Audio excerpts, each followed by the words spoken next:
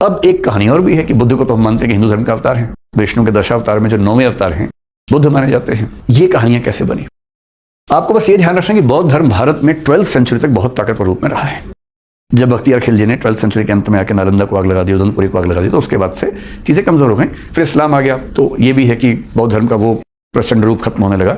लेकिन हाँ, बौद्ध धर्म ठीक ठाक ताकतवर रहा, अशोक के समय में रहा और उसके बाद भी लंबे समय तक रहा ही। लेकिन किसी न किसी रूप में 12th सेंचुरी तक उसकी ताकत भारत में दिखती रही है। पुराणों में जो विशेष रूप से 4वीं से 8वीं शताब्दी तक की बात है, उस समय ये मान्यता बननी शुरू हुई। बहुत इंटरेस्टिंग बात है, महावीर जैन, महावीर स्वामी, ये हिंदू धर्म के अवतार हैं। इसको लेके आज तक आपने नहीं सुनी होगी बात कभी, ये डिबेट कभी नहीं हुई। गौतम बुद्ध हिंदू धर्म के अवतार हैं, ये बात खूब सुनने को मिलती है। इसका मतलब क्या है? ऐसा क्यों हुआ होगा भाई? वो भी तो उसी समय हुए थे। तो कुछ लोग मानते हैं क्योंकि बौद्ध धर्म का प्रभाव बहुत ज्यादा था, तो हिंदू धर्म के कुछ लोगों को लगा कि अगर हम इनको जोड़ लेंगे तो ठीक रहेगा, घर वापसी करवा लेंगे तो अच्छा रहेगा। और जैन धर्म में क्योंकि बहुत कम लोग थे, तो शायद ऐसा दबाव महसूस नहीं हुआ, इसलिए ऐसा प्रयास नहीं किया गया। अब जब ये दबाव होने लगा तो कुछ पुराणों में इस बात का जिक्र मिलना शुरू हुआ।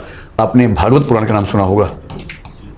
भागवत पुराण की कुछ व्याख्याओं में ऐसा मिलता है, एक विष्णु पुराण है, एक अग्नि पुराण है, एक स्कंद पुराण है। इन 3-4 पुराणों में मुख्य रूप से, और भी कुछ पुराणों में ऐसा जिक्र आना शुरू हुआ कि बुद्ध भी विष्णु के अवतार ही हैं।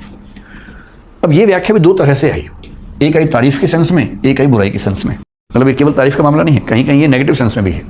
जो पॉजिटिव इंटरप्रिटेशन है वो ये है कि जब भगवान विष्णु ने देखा कि जीवों पर बहुत हिंसा हो रही है, बहुत अत्याचार हो रहा है, तो स्वयं विष्णु भगवान अहिंसा का अवतार लेकर बुद्ध के रूप में पैदा हुए, ताकि जीव जंतुओं को उनके ऊपर होने वाली भयानक हिंसा से बचाने के लिए लोगों को उपदेश दे सके।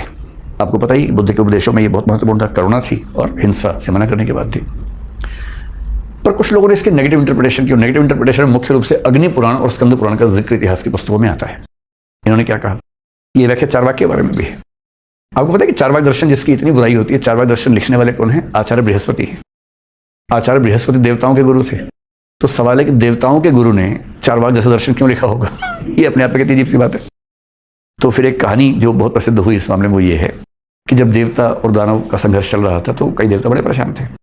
तो देवता लोग पहुंचे बृहस्पति जी के पास, कहा कि कैसे इनसे युद्ध लड़ें, कैसे हराएं इनको, अस्त्र शस्त्र से हम इनको पूरी तरह से निर्मूल नहीं कर पा रहे हैं, खत्म नहीं कर पा रहे हैं। तो आचार्य बृहस्पति ने कहा, ऐसा करता हूं, मैं एक दर्शन गढ़ता हूं, एक ऐसा दर्शन जिसके आकर्षण में ये सारे असुर फंस जाएंगे और ये भोग में इतने लीन हो जाएंगे कि जब ये भोग में लीन होंगे तब आप इन पे हमला करेंगे, मार देना। ये कहानी मानी जाती है कि इसलिए चारवाक दर्शन आचार्य बृहस्पति से डेवलप हुआ है।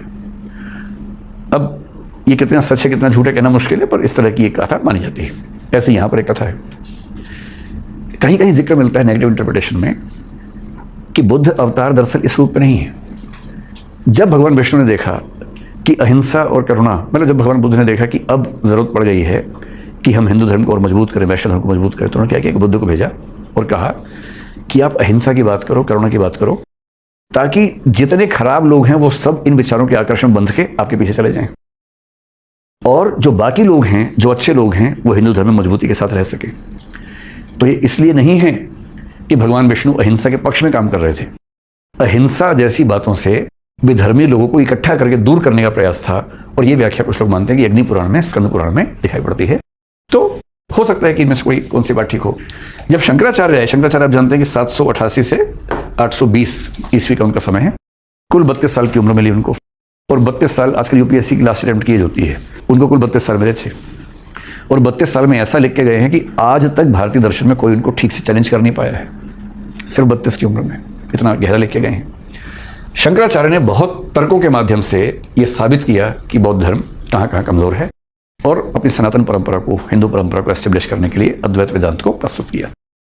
12वीं सदी में या 12वीं सदी में जाकर ये विचार पूरी तरह स्थिर हुआ। और आपने देखा होगा कि एक बहुत प्रसिद्ध रचना है 12वीं सदी की, जिसको बोलते हैं गीत गोविंद। गीत गोविंद के लेखक कौन थे? जयदेव नाम के एक कवि हुए। ये रचना बहुत कारणों से चर्चा में रहती है लिटरेचर की दुनिया में, लेकिन यहाँ जिस कारण से हम जिक्र कर रहे हैं वो ये है कि गीत गोविंद की शुरुआत में दशावतार स्तुति का जिक्र आता है, 10 अवतारों का जिक्र आता है, और उसमें 9वें अवतार की जब बात होती है तो वहां बुद्ध का जिक्र एकदम साफ साफ है। केशव धृत बुद्ध शरीर जय जगदीश हरे, ये वाक्य आता है कि केशव ने यानी कृष्ण ने धृत धारण किया बुद्ध शरीर, बुद्ध के शरीर को, जय जगदीश हरे। ओम जय जगदीश हरे आप जानते हैं, आरती से बनी बाद में। ये ओम जय जगदीश हरे तो 19वीं सेंचुरी में बनी है, श्रीधरम फिलोरी नाम के एक लेखक ने लिखा था। लेकिन हाँ, जय जगदीश हरे हमें गीत गोविंद में नजर आता है, और उसमें पॉजिटिव सेंस में ध्यान रखना है।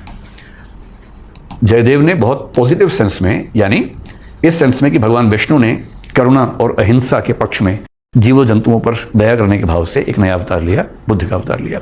तो आपको पता है भारतीय परंपरा में 9 अवतार हो चुके हैं, 10वां अवतार अभी हम इंतजार कर रहे हैं। उनका नाम क्या है? कल्कि अवतार, कल्कि हैं। और वो सफ़ेद घोड़े पर आएंगे, उनके हाथ में तलवार होगी, ऐसी धारणा मानी जाती है।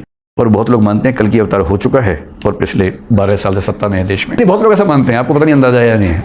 गाँवों में, और आपको मजाक लग रहा है, मैं सीधे कह रहा हूँ, अगर आप गाँवों में छोटे कस्बों में जाएंगे तो अगर आप किसी बड़े बूढ़े से बात करें 60-70-80 साल के आदमी से जो उनको बहुत मानता हो, मतलब मोदी जी को बहुत मानता हो, 10 मिनट बात कर लीजिए, एक आध बार उसके मुंह से निकल जाएगा भैया मोदी जी हैं तो अवतारी पुरुष। और अब वो उसको कल्कि का नाम नहीं पता बेचारे को, लेकिन उसको ये पता कि है तो ये अवतारी पुरुष। और ये बात मुझे कई लोगों ने बताई कि गाँव में कई लोग इस बात को मानने लग गए हैं कि ये है। तो आप लोग अपने देख लीजिए पढ़ाने में क्या पढ़ाने आगे चलिए, बहुत लोगों के मन में आजकल ये धारणा आ गई है। बहरहाल अगर आपसे पूछे कोई कि बुद्ध को विष्णु का अवतार क्यों बनाया गया होगा, तो इसकी वजह बहुत सिंपल सी। देखो, अगर आप एक बड़ा परिवार लेके चल रहे हैं, 2 बच्चे आपसे अलग हुए, एक को आप स्वामी महावीर कह लीजिए, एक को गौतम बुद्ध कह लीजिए। अगर उनमें बहुत ताकत नहीं है, बहुत कम है, सीमित प्रभाव है, तो आप बहुत भाव देंगे नहीं। आप ये नहीं करेंगे कि भैया प्लीज़ वापस आ जाओ। पर कोई बहुत ताकतवर हो जाएगा आपसे दूर जाके और आपको चैलेंज रखने लगेगा, तो आप क्या चाहेंगे कि मिल जाओ यार, क्या हो गया, भाई भाई में मनमुटाव हो ही जाता है। पर कोई बहुत कमज़ोर होगा तो आप उससे नहीं कहेंगे, आप ठीक है तुम रहो। तो जनरल परसेप्शन ये है कि क्योंकि भारत में बौद्ध धर्म बहुत ताकतवर हुआ, और ये बौद्ध धर्म के ताकतवर होने का प्रसंग, यहाँ ताकतवर का मतलब संख्या से ज़्यादा है ना। राज्याश्रय मिला, भाई अशोक जैसा प्रतापी राजा जब बौद्ध धर्म को अपना लेगा कितना फर्क पड़ जाएगा। गुप्त साम्राज्य में बौद्ध धर्म का सम्मान ठीक ठाक था ही, नालंदा की स्थापना भी उस समय में हुई है। और उसके बाद भी अधिकांश राजा अगर बौद्ध नहीं है तो बौद्ध धर्म का भी संरक्षण तो कर ही रहे हैं। तो इतना संरक्षण मिला, इतना उसका नाम हुआ, देश के बाहर, जैसे जैन धर्म भारत के बाहर ज़्यादा नहीं जा पाया, अब जाके थोड़ा जापान वगैरह कुछ देशों में दिखना शुरू हुआ है। पर बौद्ध धर्म ने अशोक की वजह से श्रीलंका और उसके आसपास जो मतलब माहौल बनाया, फिर जापान में, चीन में, कोरिया में, इतने सारे देशों में हुआ, यहाँ म्यांमार में देखिए, भूटान में देखिए, तिब्बत में देखिए, नेपाल में देखिए, ये जो प्रभाव बौद्ध धर्म का बढ़ता गया, तो मेरे ख्याल से उस समय की हिंदू परंपरा के कुछ लोगों को लगा कि अब ये सही समय है कि दोनों का वापस मेल मिलाप हो जाए। और क्योंकि बौद्ध धर्म बहुत ताकतवर हो गया और ये ज़रूरी हो गया कि उसको मिला लिया जाए, इसलिए एक पर्पज़ ये था कि उसको वापस मिलाएंगे तो अलग पहचान होने के बजाय अगर हमारे एक पक्ष के रूप में ही पहचान होगी तो बेहतर होगा। ऐसा कहते हैं किसी पॉलिटिकल पार्टी में जब किसी को मर्ज कर लेते हैं तो मर्जर के समय उसको बेशक सम्मान मिले, तालियां मिले, धीरे धीरे उसका अस्तित्व खत्म हो जाता है। आप किसी बड़ी पार्टी पे छोटी पार्टी मर्ज हुई हो तो उस समय तालियां खूब बजती हैं, लेकिन 2 साल के बाद याद नहीं रहता किसी को कि ये कौन है भाई। तो कुछ लोग कहते हैं इतिहास में कि शायद इसके पीछे योजना ये थी कि इनको स्वतंत्र पहचान जो है वो समाप्त कर दें, अपनी परंपरा में शामिल कर लें। इनमें से जो बात आपको उचित लगे वो मान लीजिए। ईश्वर को लेकर ये सारी बात समाप्त हुई। देखिए, निर्वाण क्या है आपको पता है कि बुद्ध ने कितने आर्य सत्य बताए थे? 4 बताए थे। हमने उनमें से पहले 2 कर लिए थे और 2 के बाद मैंने कहा था कि अब हम उनकी मेटाफिजिक्स वगैरह पर चलेंगे। 4 आर्य सत्य में पहला था सर्वम दुखम दुखम, दूसरा था दुख समुदय यानी कि दुखों का कारण है। जो तीसरा आर्य सत्य था उसका नाम था दुख निरोध। और मैंने आपसे तब भी कहा था कि दुख निरोध को ही दूसरी भाषा में कहते हैं निर्वाण। तो अब हम तीसरे आर्य सत्य पे आ गए हैं और इस बीच में हमने जो पढ़ लिया है वो बुद्ध की मेटाफिजिक्स, अनित्यवाद भी, अनात्मवाद भी, निरीश्वरवाद भी, उन तीनों को पढ़ लिया है। और चौथा आर्य सत्य क्या था? दुख निरोध मार्ग। दुख निरोध मार्ग का मतलब क्या है? निर्वाण का मार्ग क्या है, यानी कि अष्टांगिक मार्ग, 8 फोल्ड पाथ जिसको बोलते हैं वो। तो अब जल्दी से इन 2 पक्षों को देखेंगे। इसके साथ ही बौद्ध धर्म को लेकर जो हमारी बुनियादी बातचीत होनी थी आज की समाप्त हो जाएगी। तो आपको ये तो पता है कि निर्वाण और मोक्ष की बात होती है, तो एक बार जल्दी से समझ लें मोक्ष क्या है। मैंने आपको हल्का सा संकेत किया था। कुछ धर्मों के लोग मानते हैं कि हमारा जो अंतिम उद्देश्य है वो है स्वर्ग, हेवन। उसके लिए कई नाम है। एक नाम जन्नत है, एक नाम गार्डन ऑफ ईडन है। ईडन गार्डन जो कलकत्ता में, उसकी बात नहीं कर रहा हूँ। बाइबल में गार्डन ऑफ ईडन का मतलब होता है स्वर्ग का उद्यान। जिस स्वर्ग के उद्यान में सबसे पहले एडम और ईव घूम रहे थे, जहाँ एक गलती ईव से हो गई थी। बहुत लोग मानते हैं कि सारे झंझटों की जड़ ईव से ही शुरू हुई थी। और अगर आप पढ़ेंगे कोई जेंडर इनजस्टिस चैप्टर तो उसकी शुरुआत कई बार इसी बात से की जाती है। मतलब इस सेंस में कि देखो, धर्मों ने भी सारी परेशानियों की वजह महिला को ही साबित कर दिया और उसके बाद जस्टिफाई करने की कोशिश। आप चिंता ना करें, मैं उसके फेवर में नहीं कह रहा हूँ, मैं ये कह रहा हूँ कि ऐसा कह के लोग काम चलाते हैं। तो गार्डन ऑफ ईडन में ईव और एडम थे। एडम था बेसिकली, ईव नहीं थी। तो एडम अकेला था, परेशान हो रहा था, तो ईश्वर को लगा बेटा बोर हो रहा है, तो उसकी एक्स्ट्रा रिब से, एक अतिरिक्त पसली से ईव को बनाया गया। तो ईव लोग ध्यान रखें, कैसे उनका निर्माण किया गया है, ज़्यादा बराबरी की बात नहीं करनी है। एक्स्ट्रा रिब से बनाया है वो भी। फिर ईव के कहने पे एडम ने एक फॉरबिडन फ्रूट को टेस्ट किया, गॉड को पता लगा, याहवे को, याहवे मतलब यहूदियों का गॉड ओल्ड टेस्टामेंट में, उसको पता लगा तो उसने सज़ा दी, सज़ा के तौर पर दोनों को भगा दिया, वहाँ से पृथ्वी पर भेज दिया। और 6 दिन में ये सारी पृथ्वी वगैरह बनाई और सारे ये जो सूरज चांद तारे वाले हैं सब इसी के लिए बनाए गए कि ये लोग ठीक से यहाँ पर एडजस्ट कर लें। चंद्रमा बेसिकली हमारा नाइट लैंप है और सूर्य जो है हमारा दिन की लाइट है, और रात दिन इसलिए बनाए गए हैं कि हम लोग सो भी सकें, जाग भी सकें। धर्म की किताबों के हिसाब से इसकी व्याख्या ऐसे होती है। बहरहाल, इसलिए अगर आप पूछें किसी यहूदी से, ईसाई से या मुसलमान से कि what is the ultimate purpose, मैंने आपसे कहा था एथिक्स में 2 चीज़ें होती हैं, अल्टीमेट पर्पस क्या है और उसका माध्यम क्या है, तो हम उसी पे आ गए हैं। तीसरा आर्य सत्य क्या है, अल्टीमेट पर्पस। चौथा क्या है, उसका रास्ता क्या है। तो अगर आप पूछेंगे सेमेटिक धर्मों में कि what is the ultimate purpose of existence, our existence, तो वो कहेंगे अंतिम पर्पस क्या है, स्वर्ग है। मुसलमान लोग क्या कहेंगे, है ना, उसी को कोई बोल देगा हेवन है, ईडन है, ये सारे शब्द चलते हैं। सबका मतलब एक ही है, जहां से आए थे डांट खा के या पनिशमेंट के तौर पर। ये धरती पनिशमेंट है, धरती जेल है। इन परंपराओं के हिसाब से इस धरती पे होना जेल में होना है। इस्लाम इस मामले में थोड़ा सा पॉजिटिव और प्रोग्रेसिव व्याख्या करता है, लेकिन बाकी धर्मों में जनरली ये व्याख्या चलती है। जेल से मुक्त होना है, यही पर्पज है। कहाँ जाना है, वापस वहीं भगवान के इलाके में जाना है। और भगवान जिस इलाके में है, किंगडम ऑफ गॉड कहते हैं क्रिश्चियनिटी में, उसका बेसिक मतलब क्या है, स्वर्ग में वापस लौट जाना है। भारतीय दर्शन में स्वर्ग की बात थोड़ी बहुत मीमांसा में दिखती है, वरना स्वर्ग को हमारे यहाँ बहुत महत्व मिलता नहीं है। वैष्णव वेदांत हमारे यहाँ ऐसा है जो स्वर्ग की बात करता है। वैष्णव वेदांत में आपने सुना है बैकुंठ धाम एक शब्द चलता है, तो हमें कहाँ जाना है, बैकुंठ धाम में जाना है। तो बैकुंठ धाम वो क्षेत्र है जो ईश्वर का क्षेत्र है। और वैष्णव वेदांत तो ये भी कहता है कि मुक्ति जो है वो भी 4 लेवल्स की होती है। सालोक्य मुक्ति है, फिर वो कहता है सायुज्य मुक्ति है, सामीप्य मुक्ति है, सारूप्य मुक्ति है, अलग अलग स्टेजेस में मुक्ति मिलती रहती है। तो भारतीय परंपरा में मुख्य रूप से केवल 2 ऐसे आप कह सकते हैं कि दार्शनिक परंपराएं हैं जहां पर स्वर्ग जैसी कल्पना बहुत ज्यादा है। हालांकि वैष्णव वेदांत में जो स्वर्ग है बैकुंठ धाम है वो लगभग मोक्ष जैसा ही है, लेकिन हाँ नाम वहां बैकुंठ का चलता है। बाकी परंपराएं जो भारत में हैं, जब वो मोक्ष की बात करती हैं तो मोक्ष का बड़ा सिंपल मतलब होता है। मोक्ष का मतलब किसी जगह जाना नहीं है स्वर्ग वगैरह में। मोक्ष का मतलब है जन्म मरण के चक्र से मुक्त होना। क्योंकि जो पुनर्जन्म है असली समस्या ये है, बार बार पैदा होना है, फिर झंझट झेलने इतने सारे, बार बार पैदा होने के प्रोसेस से मुक्त होना, इसको मोक्ष कहते हैं। और दूसरी भाषा में कहूं तो हमारी आत्मा मूल रूप में जैसी थी उसी मूल रूप में जाके स्टेबल हो जाना, स्थिर हो जाना, इसको बोलते हैं मोक्ष। तो भारत के जो विभिन्न दर्शन है उनका क्या मत है, अगर सरल भाषा में कहूं उनमें से कितने लोग मानते हैं मोक्ष को, कुल दर्शन कितने हैं, 9 में से 8 मानते हैं कि मोक्ष का विचार जीवन का परम उद्देश्य है। कौन सा एक नहीं मानता होगा, वही है 4 भाग वो कुछ नहीं मानता, बाहर चीज़ बाहर छोड़ता है। 4 भाग छोड़ के 8 के 8 दर्शन मानते हैं कि जीवन का अंतिम उद्देश्य मोक्ष है। नाम अलग अलग हैं, कोई मोक्ष को मोक्ष बोलता है, कोई उसको बोलता है कि मुक्ति है। जैसे मुक्ति नाम चलता है वेदांत में आमतौर पर, मोक्ष तो सब लोग यूज कर लेते हैं। अपवर्ग भी बोलते हैं, न्याय वैशेषिक मीमांसा, आमतौर पर इसको अपवर्ग बोलते हैं। अच्छा, मुक्ति नाम सांख्य में भी चलता है। कैवल्य कौन बोलता होगा, जैन फिलोसफर। और निर्वाण आपको पता ही है कि बुद्धिस्ट फिलोसफर बोलते हैं। तो नाम कोई कैवल्य बोलेगा, कोई अपवर्ग बोलेगा, कोई मोक्ष, कोई मुक्ति, कोई निर्वाण, पर सबका मतलब कम उबेश एक ही है। एक और शब्द है, कहीं कहीं शायद आप सुनेंगे, निश्रेयस। कुछ लोग कहते हैं कि निश्रेयस भी इन्हीं का एक पर्यायवाची शब्द है। कुछ लोग मानते हैं कि नहीं, निश्रेयस मोक्ष की तुलना में थोड़ा सा नीचे है, लेकिन हाँ काफ़ी क्लोज है मोक्ष के।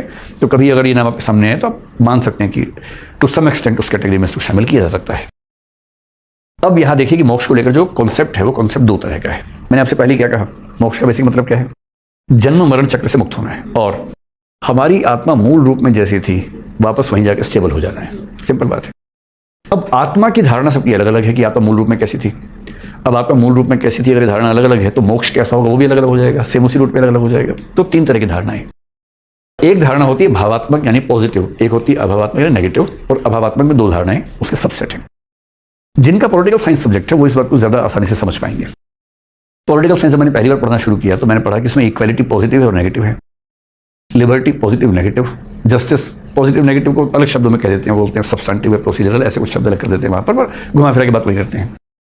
हमें लगा इसका मतलब क्या है, बहुत पढ़ने के बाद कई दिनों के बाद जाके एकदम एग्जैक्ट जो बोलते हैं क्रिस्टल क्लैरिटी वाली बात समझ में, वो ये है, अगर आप किसी चीज की को डिफाइन करते हैं इस चीज से कि उसमें क्या है तो पॉजिटिव है, अगर डिफाइन करते हैं इस तरह से कि उसमें क्या नहीं है तो नेगेटिव है। अच्छे बुरे के सेंस में नहीं है, पॉजिटिव अच्छा है नेगेटिव बुरा है उस सेंस में नहीं कह रहे हैं यहाँ पर। फॉर एग्जाम्पल, कोई आपसे कहे, आपका सोचिए कोई मान लीजिए बॉयफ्रेंड गर्लफ्रेंड हो या आपका दोस्त हो ऐसा हो, और कहे कि मेरी तारीफ करो, और तारीफ करने वाला बड़ा मनहूस टाइप का आदमी मान लीजिए, और वो कहे कि तुम बदसूरत नहीं लग रही हो। तारीफ तो ये भी है ना भाई, पर वो डिफाइन ऐसे कर रहा है कि क्या नहीं है। वो जब डिफाइन करेंगे क्या है तो बोलेंगे पॉजिटिव। बेशक ये बोले कि तुम्हारे दिमाग में भूसा भरा हुआ है, वो ये नहीं बता रहा क्या नहीं है, वो बता रहा क्या है। दिमाग के अंदर भूसा है, तो दिमाग के अंदर भूसा भरा हुआ है, ये बात नेगेटिव है, पर इस अप्रोच में पॉजिटिव इंटरप्रिटेशन है। और कभी कभी इससे उल्टा भी हो सकता है कि बात पॉजिटिव हो लेकिन नेगेटिव तरीके से कही गई हो। तो जब हम यहां बात करते हैं, नेगेटिव का मतलब सिंपल इतना है कि किसी चीज की एब्सेंस से डिफाइन किया गया। जैसे आजादी क्या है? बंधनों का ना होना आजादी है। If you are not controlled by someone else, if you are not restrained, if you are not fixed by chains, you are free. और कोई कहे नहीं ये सब बकवास बातें हैं, आप खुले घूम रहे हैं, पैसे वैसे हैं नहीं, सड़क पे बैठे कोई खाना खिला दे, ये आज़ादी है? आज़ादी का मतलब है वो जीवन जी पाना जो आप जीने के लायक हैं, जो जीना चाहते हैं, जहाँ पेट भरा हुआ है, पढ़ाई करने के लिए अच्छी किताबें हैं, अच्छा स्कूल है, अच्छा कॉलेज है, तबीयत खराब होने पर अच्छे डॉक्टर्स उपलब्ध होते हैं। आज़ादी का ये मतलब होता है। So when you are defining आज़ादी with what it has, it should have, it is positive. जब कहेंगे आज़ादी का मतलब बंधनों का न होना, ये नेगेटिव है। तो यहाँ भी ऐसे ही है। नेगेटिव लिबरेशन या मोक्ष का नेगेटिव रूप का मतलब, ऐसा पॉजिटिव का मतलब ये है कि मोक्ष में क्या होता है। मोटे तौर पर इसका मतलब है मोक्ष में आनंद होता है, ब्लिस। देखिए प्लेजर और ब्लिस में जो अंतर है, प्लेजर होता है ऐन्द्रिक स्तर पे, सेंसेस के लेवल पे, 2 समोसे खा लिया, मजा आ गया, मजा आ गया। मोक्ष में वो वाला मजा नहीं आता है, उससे बहुत ऊपर की चीज है, उसको ब्लिस कहते हैं, ब्लिस। तो सेंसुअस प्लेजर नहीं है, सेंसुअल प्लेजर नहीं है, उससे ऊपर की चीज है। कुछ लोग कहते हैं कि आनंद के साथ साथ यहाँ पर शक्ति भी मिलती है, कुछ कहते हैं आनंद के साथ शक्ति के साथ ज्ञान भी मिल जाता है। तो जो भी मिलता हो, लेकिन एक बात पे सब कॉमन है कि आनंद तो मिलता ही मिलता है, परम आनंद, हल्का फुल्का आनंद नहीं, एकदम ईश्वर की स्थिति में होने वाला आनंद जो है वो मिल जाता है। तो कौन लोग ऐसा मानते हैं? भारतीय परंपरा में ये मानने वाले, मतलब आनंद या कुछ और मानने वाले जो पॉजिटिव मानते हैं, एक तो जैन फिलोसफर्स हैं, वो मानते हैं कि आत्मा का मूल स्वभाव क्या है? अनंत चतुष्टय से युक्त, उसमें अनंत आनंद, अनंत ज्ञान, अनंत शक्ति पहले से शामिल है। तो मोक्ष में क्या होता है? वो फिर से वापस आ जाता है, अनंत आनंद भी है, इनफाइनाइट ब्लिस वहां पर पैदा हो जाता है। वेदांत के दोनों स्कूल्स ये मानते हैं, चाहे वैष्णव वेदांत हो चाहे अद्वैत वेदांत हो, ये दोनों मानते हैं कि जो मोक्ष की स्थिति है वो आनंद से भरी हुई स्थिति है, एकदम ब्लिस की स्थिति है। और केवल एक स्कूल जो भी हम पढ़ रहे हैं वो है महायानी बौद्ध। आगे थोड़ा मैं डिस्कस करूंगा महायानी बुद्धिज्म, क्योंकि हीनयान के लोग तो वही थे, बुद्ध के रास्ते पे चलने वाले। जब बुद्ध ही कह गए दुख निरोध मार्ग है, इसका मतलब दुख नहीं होता है, बस बात खत्म। उसमें आनंद होता है, कहां से बात आ गई? तो नेगेटिव था, बुद्ध की बात सही लग रहा था, तो हीनयानी उसी पड़े रहे। माया ने बोला नहीं, मजा नहीं आ रहा भाई, पहले तो भगवान लाओ, तुम 2-3 तरह के, बुद्ध को भगवान मानो, अब इसे मजा भी लाना है, तो हम निर्वाण भी ऐसा कर देंगे कि मजा आ जाता है निर्वाण के अंदर। तो मोक्ष के मूड में है मायानी लोग, इसलिए उन लोगों ने क्या कर दिया, मायानी बुद्धिज्म ने भावात्मक व्याख्या को मान लिया। अधिकांश लोग मानते हैं भावात्मक व्याख्या, इनकी व्याख्या बड़ी इंटरेस्टिंग है। कुछ मानते हैं दुखों का अभाव, कि मोक्ष का मतलब सिर्फ इतना है कि जहां दुख खत्म हो जाते हैं, सुख से मतलब ही नहीं है, बस दुख खत्म हो जाने चाहिए। ये बात मानने वाले एक तो हैं हीनयानी बौद्ध, आपको अंदाजा लग रहा है क्योंकि दुख निरोध मार्ग कहा ही है बुद्ध ने, है ना। और एक कौन सा दर्शन था जिसने कहा था कि दुनिया 3 तरह के दुखों से भरी हुई है? सांख्य। दुख त्रयाभावः मोक्षः, 3 तरह के दुखों का अभाव ही मोक्ष होता है, आधिदैविक, आध्यात्मिक, आधिभौतिक। ये दुख खत्म हो जाए। देखो इस बात को यूं समझें। अच्छा आप ये बताएं कि अगर आप दुखी होते हैं तो बेचैन होते हैं, सोच के बताइए। सुख की स्थिति में सुकून है, ये बेचैनी हो सकती है उसमें ठीक ठाक। बेचैनी का मतलब नेगेटिव नहीं होता है, बेचैनी का मतलब चैन नहीं है, सुकून नहीं। बेशक उछल रहे हैं, उछलना भी तो बेचैनी। अगर आप खुशी से उछल रहे हैं, अब चैन में तो नहीं है, अब सुकून में तो नहीं है, शांति की अवस्था में तो नहीं है। कुछ लोग मानते हैं सुख की स्थिति में होना भी शांति और सुकून से दूर होना है। इससे नहीं, सुख नहीं चाहिए, बस जो जो दुख है वो खत्म हो जाए। और दुनिया में केवल दुखी है, बुद्ध कह रहे हैं, पहले सांख्य भी कह रहे हैं। सुख मानते नहीं है लोग। जब सुख होता ही नहीं है तो मिलेगा कहां से? दुनिया दुखों से भरी है, सर्वम दुखम दुखम। जब पहले कह दिया कि सब दुख है, सांख्य ने कहा कि दुनिया केवल 3 तरह के दुखों से ही भरी हुई है, दुखों से मुक्त हो गए तो फ्री हो गए। इसलिए सांख्य में, सांख्य के साथ योग भी ये बात कह रहा है, क्योंकि वो दोनों आमतौर पर एक साथ ही होते हैं। सांख्य योग और हीनयानी बुद्धिस्ट लोग मानते हैं कि मोक्ष का मतलब सिर्फ इतना है कि दुख समाप्त हो गए। तीसरे वाले जो हैं वो सबसे अलग बात करते हैं, और इनको लेकर कुछ लोगों ने बड़ा मजाक भी किया। ये बोलते हैं कि देखो जो आत्मा है मूल रूप में कॉन्शियस नहीं है, ठीक। कॉन्शियस का मतलब सोचने की क्षमता, महसूस करने की क्षमता, वो सब चीज़ें। मूल रूप से आत्मा भौतिक वस्तु जैसी है, एकदम मटेरियल चीज़ है। जब दुनिया में पहली बार हमारा किसी विषय के साथ संपर्क होता है, संवाद होता है, तो आत्मा कॉन्शियस हो जाती है उस समय। तो कॉन्शियसनेस आत्मा का एसेंशियल फीचर नहीं है। एक्सीडेंटल फीचर है, मतलब वो गर्दन नहीं है, मूंछ है, एक टाइम के बाद आएगी, वो नहीं भी आएगी तो क्या फर्क पड़ता है, पर गर्दन चाहिए, हार्ट चाहिए, लंग्स चाहिए, उसके बिना काम नहीं चलेगा। So consciousness is not an essential feature of the soul, it is an accidental feature, जो कि बाद में आने वाली चीज है, आगंतुक में बोलते हैं वो है। और अगर मोक्ष का मतलब है अपने मूल स्वरूप में वापस पहुंच जाना, मूल स्वभाव में पहुंच जाना, इसका मतलब क्या है, मोक्ष के समय चेतना ही खत्म हो जाती है, आत्मा चेतन नहीं रहती है, स्टेबल हो जाती है, एक भौतिक वस्तु जैसी हो जाती है। और ये बात मानने वाले 3 फिलोसफर्स हैं, न्याय, वैशेषिक और मीमांसा। आमतौर पर तीनों लोग साथी होते हैं, इन तीनों के थॉट्स कई मामलों में सिमिलर हैं, इसलिए आप कई जगह देखेंगे कि NVM साथ में लिखा हुआ था हमेशा, क्योंकि इनके थॉट्स आमतौर पर एक जैसी हैं। तो कुछ वैष्णव वेदांतियों ने कहा कि न्याय दर्शन में जो मोक्ष मिल रहा है ना, मुझे फ्री में भी मिलेगा तो भी नहीं लूंगा, और इनके मोक्ष से अच्छा है कि मैं वृंदावन में CR बन के पैदा हो जाऊं, वहाँ हुआ करता रहूँ, वो ज़्यादा ठीक है। इनका मोक्ष नहीं चाहिए मुझे, पत्थर जैसी आत्मा का क्या फायदा भाई, क्यों मुझे ऐसा मोक्ष चाहिए। तो वृंदावन में CR बन के पैदा होना मंजूर है, पर हमें ऐसा मोक्ष नहीं चाहिए। तो न्याय वैशेषिक मीमांसा को लेकर इस